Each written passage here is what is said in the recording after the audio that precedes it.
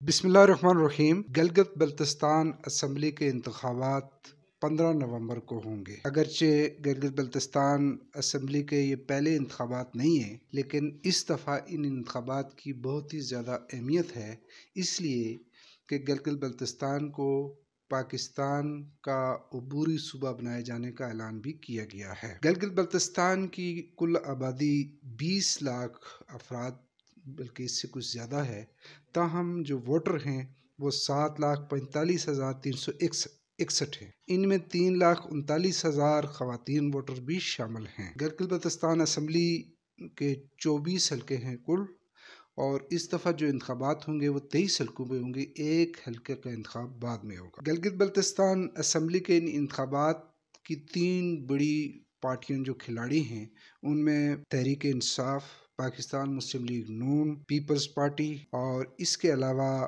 مسلم league کاف، جمعیت علماء اسلام فے اور جماعت اسلامی بھی انتخابات میں حصہ لے رہی ہے، اور بڑی تعداد میں آزاد امیدوار بھی حصہ لے رہے ہیں۔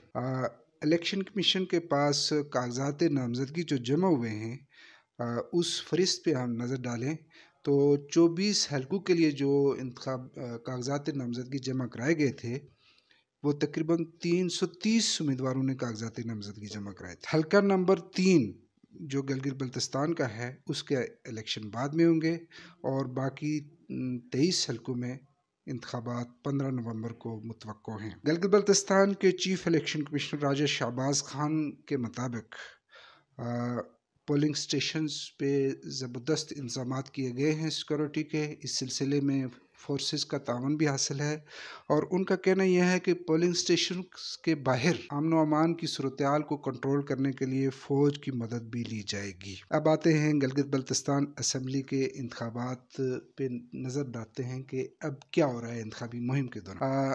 مسلم لیگ نون جو ہے وہ اپنے 5 سال پورے کر چکی ہے اقتدار کے گلگت بلتستان میں، اور 23 جون 2020 کو اس کا اقتدار مکمل ہوا تھا۔ یہ بڑی پارٹی تھی، اور اس پارٹی نے 22 امیدواروں کو ٹکٹ جاری کیے تھے، اور اب اطلاعات آ رہی ہیں کہ ان کے کچھ امیدواروں بقول مسلم لیگ نون کے ان کے کچھ امیدواروں کو ہائی جیک کر لیا گیا ہے۔ فدا محمد ناشاد جو گلگت بلتستان اسمبلی کے سپیکر بھی ہیں، ان کے بارے میں کہا جا رہا ہے کہ وہ ابھی بھی اسپیکر ہیں، چونکہ اور اسمبلی کی مدت ختم ہو گئی ہے، اور نئی اسمبلی کی افتتاحی اجلاس میں فدا محمد ناشاد جو ہیں وہ خود موجود ہوں گے اور حلف لیں گے۔ فدا محمد ناشاد کے بارے میں کہا جا رہا ہے کہ انہیں بھی تحریک انصاف نے اپنا ٹکٹ دے دیا ہے۔ اسی طرح کا دعویٰ کیا گیا ہے مسلم لیگ نون کی طرف سے کہ ہمارے 6 بندے انہوں نے توڑ لیے ہیں۔ خیر، یہ جوڑ توڑ ہوتا رہے گا۔ اس وقت جو بڑے کھلاڑی گلگت بلتستان میں موجود ہیں، ان میں بلاول بھٹو زرداری پاکستان پیپلز پارٹی کے چیئرمین، اور مریم نواز مسلم لیگ نون کی طرف سے، اور وفاقی وزراء علی امین گنڈاپور صاحب اور مراد سعید صاحب بھی وہاں موجود ہیں۔ اور انتخابی مہم کے دوران پیپلز پارٹی اور مسلم لیگ ایک چیز پہ متفق یہ دونوں پارٹیاں نظر آئیں، وہ چیز یہ تھی کہ وفاقی حکومت تحریک انصاف کی وفاقی حکومت گلگت بلتستان کے الیکشن میں دھاندلی کرنا چاہتی ہے، اور ہم انہیں دھاندلی نہیں کرنے دیں گے۔ یہ ان کا ایک مین بیانیہ تھا جو گلگت بلتستان کے الیکشن میں چلا۔ دوسری طرف وفاقی وزراء جو تھے، انہوں نے روایتی بیانات بھی دیے، اور جو پاکستان میں بیانیہ لے کے چل رہے ہیں کہ اپوزیشن پارٹیاں نون لیگ اور پیپلز پارٹی ملک کو لوٹ کے کھا گئی ہیں، اسی طرح کا بیانیہ انہوں نے وہاں پہ دیا۔ 1 نومبر کو گلگت بلتستان کی آزادی کا قومی دن منایا جاتا ہے، اور اس دفعہ 1 نومبر کو وزیر اعظم پاکستان عمران خان گلگت بلتستان تشریف لے گئے تھے۔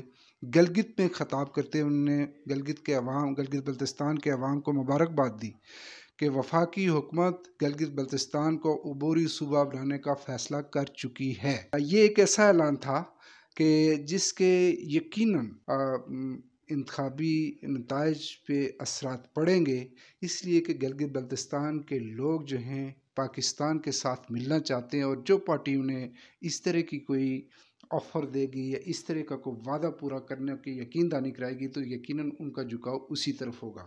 اور اس چیز کو پوائنٹ آؤٹ کیا مسلم لیگ نون والوں نے بھی اور پیپلز پارٹی والوں نے بھی کہ یہ اعلان جو ہے انتخابات کو ہائی جیک کرنے کا ایک طریقہ ہے اور ہائی جیک کر لیا گیا ہے اور یہ دھاندلی ہے۔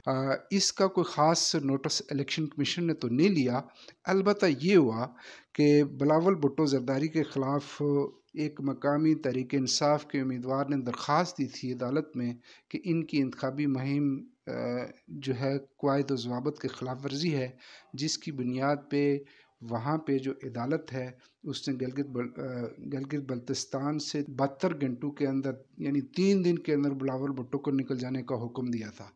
پیپلز پارٹی نے اس فیصلے کو چیلنج کیا اور وہاں کا جو چیف کورٹ ہے انہوں نے وہ فیصلہ نچلی عدالت کا معطل کر دیا تھا، وہ اس وقت موجود ہیں۔ سنا ہے سراج الحق صاحب جو جماعت اسلامی پاکستان کے امیر ہیں وہ بھی انتخابی مہم کے لیے وہاں پہنچ چکے ہیں۔ اگرچہ جماعت اسلامی ایک بڑی پارٹی گلگت بلتستان میں اس طرح نہیں ہے چونکہ ان کے صرف 3 کینڈیڈیٹ ہیں، لیکن بتایا جاتا ہے کہ ان 3 کینڈیڈیٹس کا بھی اپنے حلقوں میں بڑا اثر ہے۔ تو دیکھتے ہیں 15 نومبر کو کیا ہوتا ہے۔ گیلپ سروے میں تقریباً 27 سے 35% افراد نے تحریک انصاف کو ووٹ دینے کی بات کی ہے۔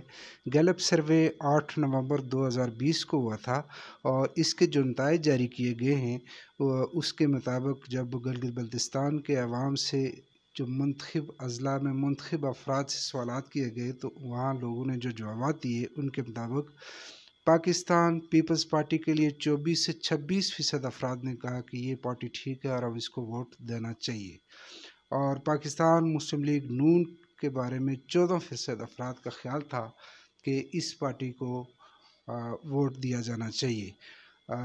تقریباً 12% افراد ایسے تھے کہ جن کا تعلق کسی سیاسی جماعت سے نہیں تھا، وہ آزاد امیدوار تھے، ان کے بارے میں 12% لوگوں نے کہا کہ ان کو جیتنا چاہیے۔